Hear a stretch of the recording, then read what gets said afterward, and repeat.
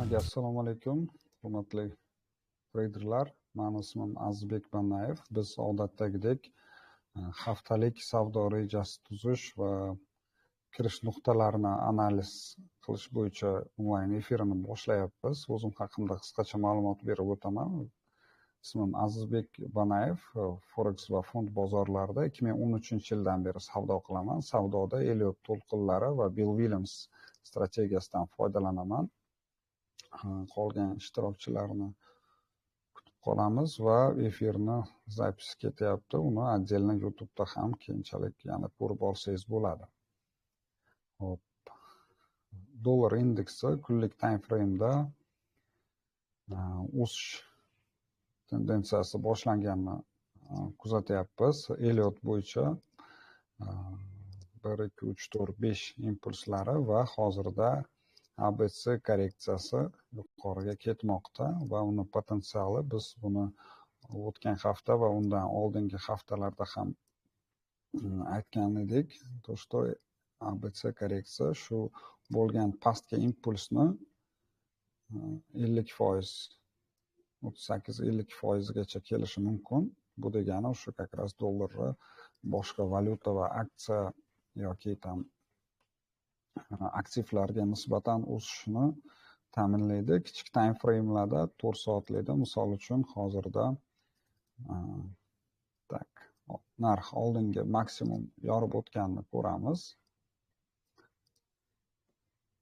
Bu yerda impulsi 1, 2, 3, 4, 5 impulsi bo'lib o'tgan va o'tgan hafta uning korreksiyasi ABC uchburchak shaklida bo'lgan. U klassik analiz ishlatsa biladi. То есть uchburchak korreksiyasi narx bir joyda to'planib, o'shuni yorib, retest ham bergan. Уже soatlik time frame'larda e'tibor bersak bo'ladi. Bu yorib chiqib retest ham bergan va o'sha yerdan kelayotgan demak harakat bu hafta shu o'suvchi trend davom etadi. Narx hozircha alligatorning yuqori qismida, avoda hozir birinchi qizarishni kuzatyapmiz. Bu degani nisbatan, то есть bugun erta sal korreksiya bo'lishi mumkin. Но umumiy направление все-таки yuqoriga qaratilgan. Maqsadlardan biri shu kunlik time frame'ni 38% Fibonacci, ya'ni 101.50, keyingi maqsad уже 103 ровноlarga, то есть dollar o'sishi mumkin. Bu degani boshqa valyuta paralari yoki aktivlar tushishga ko'proq nima bo'ladi. Ikkinchi aktiv bu yevro dollar. Yevro dollarda ham o'tgan hafta analizimiz qolgan. Katta time frame'da impuls bo'lib o'tib, bu yerda noto'g'ri korreksiya ABC va C to'lqinining 1, 2, 3, 4, 5 impulsi yana pastga davom etyapti. Birinchi maqsad bu hafta davomida oldingi shu katta minimum bu 1.1480 da общая korreksiya esa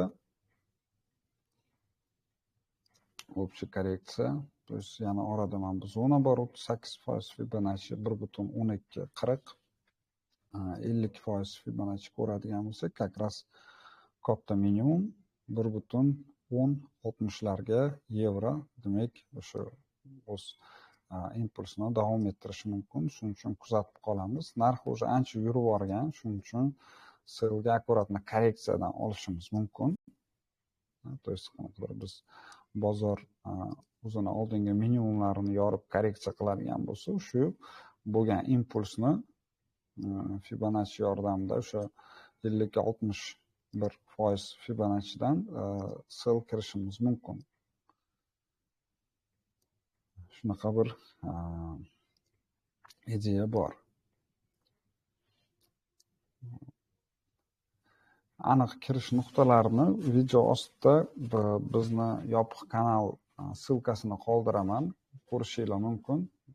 Ya'ni biz u yerda уже shu haftani boshida qilingan analiz bo'yicha уже konkret kirish nuqtalarini yozib boramiz va u kanalda o'sha tradingga oid foydali bilimlarni ham olsangiz bo'ladi. Aynan shu money management, risk management yoki treyder psixologiyasi bo'yicha biz o'sha yerda qisqacha efir va boshqa bilimlar bilan bo'lishib boramiz.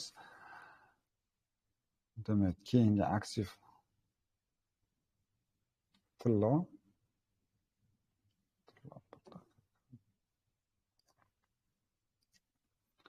HowUSD katta time frame'da biz korreksiya boshlanganini kuzatyapmiz shu oxirgi hafta davomida va kecha ham kirish nuqtalari bo'lgan sellga, потому что umumiy trend hozir pastga qaragan, то есть e'tibor bersanglar, bozor o'z maksimum minimumlarini yangilab boryapti. Va kutilayotgan harakat также pastga va shu oldingi qaysidir turbulent korreksion zonalar kunlik time frame'da, то есть narx 3850 larga ham borishi mumkin.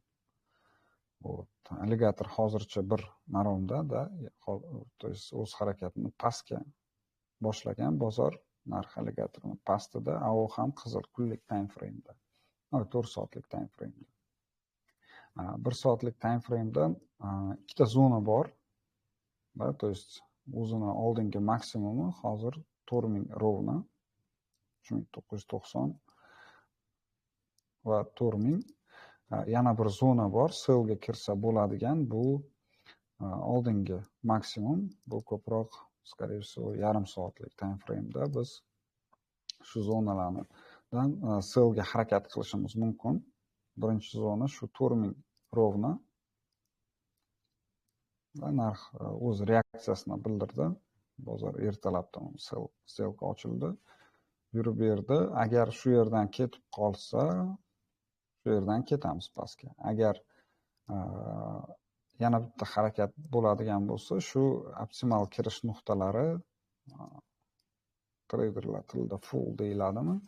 Shu 4013, 4014 lardan kirib ko'rsak bo'ladi sellga, chunki hozircha tilda все-таки pastga qaragan, chunki bu shu dollar o'sishiga bog'liq, то есть dollar o'sadigan bo'lsa, tilla pastga tushish ehtimoli bor. Plus 4 soatlik time frame'da narx shu uchburchak figurasini buzib o'tganini ko'ramiz va hozirda uning retest ketyapti. Ya'ni shu uchburchakni pastiga yana harakat 1 soatlikda pastga yorib o'tdi va hozir uning retesti va bozor yana pastga harakatlanadi. Kirish nuqtalarini yopiq kanalda berilgan. Video ostida kanalga qoldiraman video ssilkalarini. Hop, keyingi aktiv funt dollar. Funt dollarda ham yevroga o'xshab, to есть ABC korreksiya kunlik time frame'da va narx hozir 38% Fibonacci, ya'ni oldingi minimumni yorib o'tganini ko'ramiz kecha kun davomida va maqsadlardan biri 50% Fibonacci. Ya'ni hozirgi narx 1.3067, birinchi maqsad 1.2955 larga, to есть narx harakatlanishi mumkin. Kichik time frame'larda обязательно, to есть uni korreksiyasidan kirish maslahat beriladi. Bo'lgan impulsni, bo'ladigan harakatni korreksiyalardan yoki qaysidir oldingi maksimumlardan, to есть optimal funtda kirish nuqtasi hozir agar bozor korreksiya qilib beradigan bo'lsa 1.3150 larga qaytishi mumkin. O'sha yerdan akkuratni yana sell qilib olsak bo'ladi.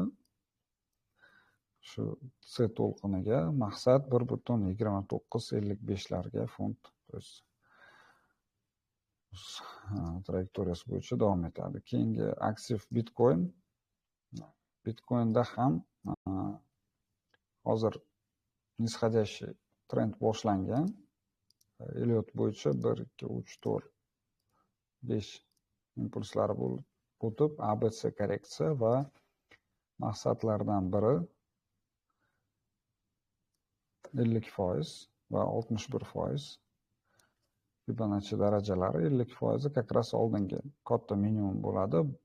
100 tekis bir bitcoin uchun 61% Fibonacci esa 94 ровно-da. И narx bu yerga kelganda уже boshidan bir qaraymiz. Agar razворотный formatsiya shu yerdan bo'ladigan bo'lsa, buyga kiramiz. Agar дальше korreksiya davom etadigan bo'lsa, sell bitimlarimizni дальше ushlasak bo'ladi.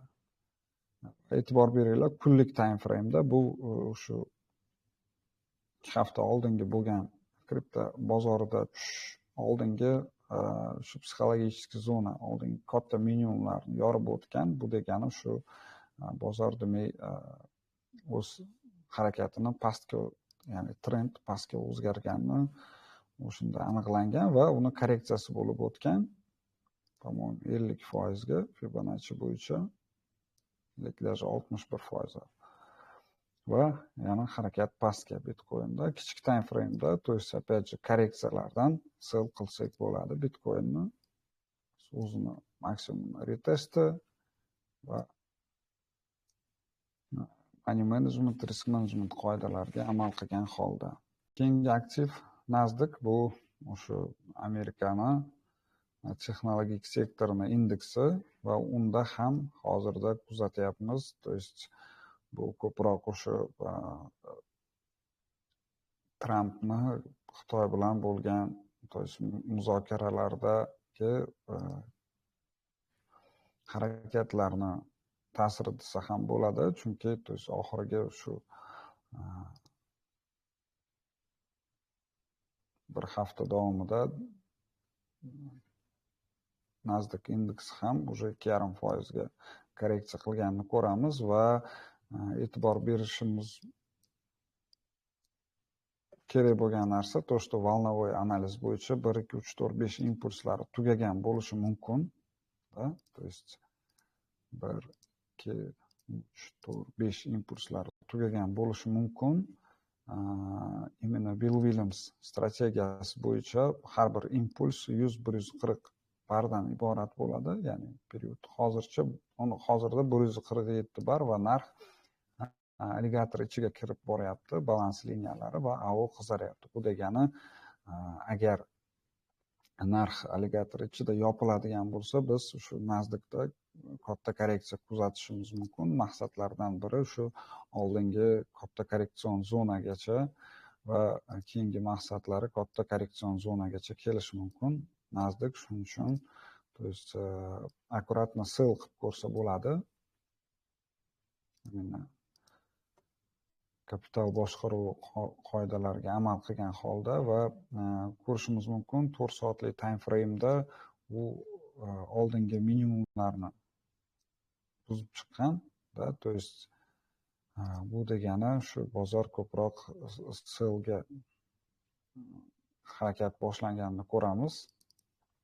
Va kichik time frame'larda kirish nuqtalarini aniqlaydigan bo'lsak, qachonki shu bo'layotgan harakat хотя бы 1 soatlik time frame'da o'z harakatiga nisbatan korreksiya qiladigan bo'lsa, biz shu sell pozitsiyalarini ochsak bo'ladi tasdiq bilan 50-61%lardan, то есть sell qilib ko'rsak bo'ladi, chunki katta korreksiya boshlangan bo'lishi mumkin. Maqsadlardan biri bu shu hafta davomida oldingi turbulent zona yoki shu oldingi impulsni maksimumlari bu 25300, 25500 larga, to есть Nasdaq indeksi pasayishi mumkin. Shuning uchun sell pozitsiyalarini ochsa bo'ladi. Tak. Yevro dollar ko'rildi va neft. Neftda hozir интересный holat. 4 soatlik time frame'da narx oxirgi o'sishi oldingi maksimumlarni yorib chiqqanini ko'ramiz va bu taxminimiz bo'yicha bu birinchi impuls yuqoriga boshlandi. Neftda hozirda uning korreksiyasi 50-61% Fibonaccilarga to есть qaratilgan 62-63lardan biz neftni sotib olsak bo'ladi. Agar o'zini minimumidan, ya'ni 63,5lardan qaytib ketib qolmasa va korreksiya 50% yoki oldingi maksimumga 63larga keladigan bo'lsa, neftni olib ko'rsa bo'ladi, chunki долгосрочно все-таки buni potensiali katta neftda. Bu ras hozir mana bu fundamental faktorlar bilan ham bog'liq, chunki bu Venesuelada bo'layotgan ishlar ham, to есть bu neft kotirovkalariga ta'sir qilishi mumkin. Kunlik time frame'da ham o'sish oldingi maksimumni yorib o'tganini ko'ramiz, to есть va uning korreksiyasi shu oxirgi 6 oydan bir bo'lgan korreksiyasi nihoyasiga yetib, narx yana alligatorni yuqori qismiga o'tib, alligatorni yuqoriga o'zgartiryapti. Agar korreksiya tugaydigan bo'lsa, buni neftni uzoq muddatlik, to есть ya'ni 1-2 oy muddatga, to есть o'zini oldingi katta maksimumlariga o'sishini kuzatishimiz mumkin. Bu $70, $72larga neft bemalol o'sishi mumkin. Katta maksimum bu shu o'zini maksimumi 79-80largacha neft o'sishi kuzatilmoqda. Shuning uchun kichik time frame'da biz bu korreksiyasini tugashini kutamiz va shu 1 soatlik time frame'larda уже qanaqadir tugashida biz AO'da yoki kim MACD ishlatadigan bo'lsa, MACD'da biz divergensiya kuzatamiz va tasdiq u birinchi yuqoriga impuls bo'ladi. Bu yerda xuddi shunaqa narx kelishi divergensiya bilan kuzatilsa va birinchi bo'ladigan impuls o'zini kichik maksimumlarini yorib chiqadigan bo'lsa, uni korreksiyasidan обязательно neftni olib ishlab ko'rsa bo'ladi. Shuning uchun kuzatamiz, shu где-то 63-62,5lardan to есть neftni buy qilsa bo'ladi. Вот. Forex Club suhbat gruppasiga agar siz efirda aytib o'tilmagan aktivlarda ishlasangiz, yozing, ularni ham ko'rib chiqamiz. Xo'p, dollar yena so'rashyapti. Dollar yena. Dollar yena bu shu indeks dollarini ga o'xshab yuradigan aktiv hisoblanadi va u hozirda o'zini oldingi katta maksimumlarda reaksiyasini olyapti, lekin bozor stabil o'sib bormoqda, alligator parallel, AVO ham o'syapti. Shuning uchun SLga hozircha qanaqadir bir harakati yo'q. Bozor trayektoriyasi yuqoriga va shu yuqoriga bo'layotgan harakatni, korreksiyasini kuzatyapmiz hozirda va dollar yenada agar korreksiya shu 50 yoki 61% Fibonacciga kelib beradigan bo'lsa, buy olib ko'rsa bo'ladi. Dollar yenani bu 152.73, 153.03lardan to есть yenani buy qilib ko'rsa bo'ladi. Опять же qanaqadir tasdiq bilan pin bar yoki Xo'p. Bizda hozircha shu videoni YouTube'ga yuklab qo'yamiz. Qaytadan ko'rib chiqishingiz mumkin. Hammaga profit. Salomat bo'ling.